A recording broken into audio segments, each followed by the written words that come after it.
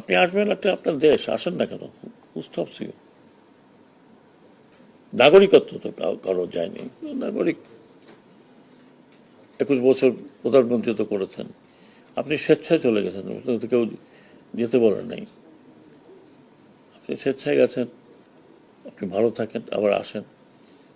আমরা সবাই আপনাকে শ্রদ্ধা করি, করি না, না অশ্রদ্ধা করছি না। আওয়ামী লীগ একটি বড় রাজনৈতিক দল, প্রচুর ভালো ভালো নেতা আছে। আমি এখনই আপনাকে নাম বলতে পারি কার ভালো নেতা। এই দলটা একসময় বাঙালিদের সেকুলার পন্থী দল ছিল, মিডল ক্লাসের। মুসলিম যখন ছিল সেটা ছিল আপার ক্লাসের। বাঙালি আপার ক্লাস মুসলিম লীগের ছিল, এটা মিডল ক্লাসের দল ছিল এইটা, আওয়ামী লীগ। যে জন্য আপনি দেখবেন যে মিডল ক্লাস তৎকালীন ইন্টেলেকচুয়াল যারা ইউনিভার্সিটির এখানের ওখানে, তারা এখনো আছে। এখন অ্যাক্টিভ না থাকলে তারা সাপোর্ট করে।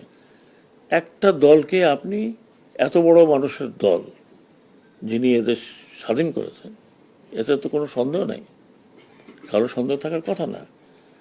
উনি স্বাধীনতার নেতৃত্ব দিয়ে, ওনার নামে মুক্তিযুদ্ধ হয়েছে, স্বাধীনতা হয়েছে। তারপরেরটা বাকিটি সেই দল এরকমভাবে ভেঙে পড়ে যাবে যে লোকে এখন লুকিয়ে লুকিয়ে বেড়াচ্ছে যে আবার পেলে না কি জানি হয়। আমি ওনাদেরকেও আশা দিচ্ছি, কথা দিচ্ছি যে আপনারা দল গুছিয়ে নেন। আপনাদের দলকে তো কেউ ব্যান করা নেই। আর এই ব্যান করাটা, একটা দলের ব্যান করা, আনলেস সে যদি ওই ধরনের জঙ্গি না হয়, যে কোনো দল, পলিটিক্যাল পার্টি ব্যান করা is a bad culture, very bad culture.